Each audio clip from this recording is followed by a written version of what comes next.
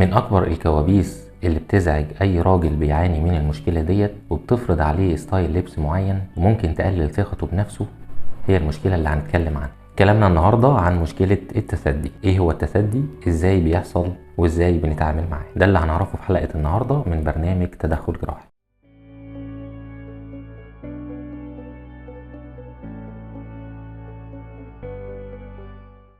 اهلا بيكم، انا دكتور محمد منصور، اخصائي جراحة العامة والمناظير والاوعية الدموية والدوالي والقدم السكري. التثدي هو كبر في حجم الصدر عند الذكور، وده بيحصل نتيجة عوامل كتيرة زي العامل الوراثي، زيادة الوزن، وده بيسبب تراكم الدهون في المنطقة ديت، او بسبب اضطراب في الهرمونات. عشان نحكم على التثدي بشكل صحيح لازم يكون الشاب وصل لعمر 21 سنة وعدى مرحلة البلوغ. التثدي بيكون له درجات مختلفة حسب الحجم ودرجة الترهل اللي موجودة فيه، وعلى أساس درجة التثدي بنقدر نختار العملية الأنسب للمريض. يعني مثلا في التثدي من الدرجة الأولى والثانية بنكتفي بإن احنا نعمل شفط للدهون المتراكمة مع استئصال الغدد.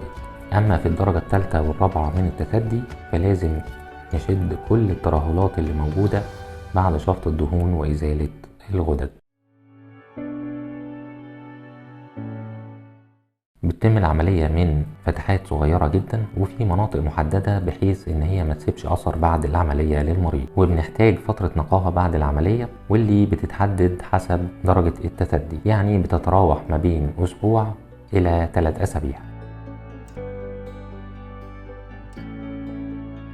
عملية التثدي لا تعتبر عملية رفاهية لأنها بتفرق في حياة الراجل الاجتماعية، وبتفرق في لبسه، وبتفرق في ثقته في نفسه وفي حياته عموما.